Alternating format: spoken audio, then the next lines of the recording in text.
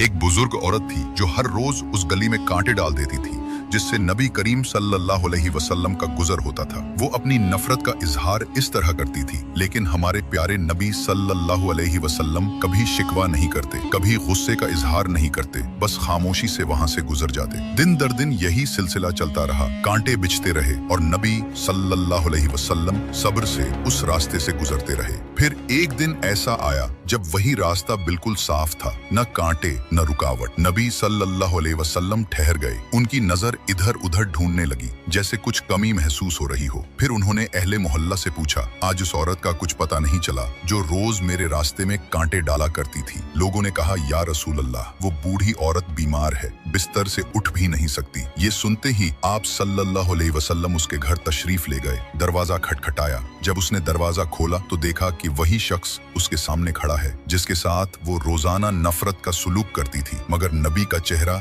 न शिकवे वाला था न गुस्से वाला, बस मोहब्बत से भरा हुआ। आपने बड़ी नरमी से उसका हाल चाल पूछा, उसके लिए दुआ की और उसे तसल्ली दी। वो औरत हैरान रह गई, उसकी आंखों से आंसू बह निकले और उसने कांपती आवाज में कहा, ऐसे अखलाक और दिल से मोहब्बत करने वाला इंसान मैंने कभी नहीं देखा। उसी वक्त उसने इस्लाम कबूल कर लिया। ये थी हमारे नबी सल्लल्लाहु अलैहि वसल्लम की सीरत, जो नफरत के जवाब में भी रहमत और मोहब्बत का पैगाम देते हैं। कमेंट में या रसूल अल्लाह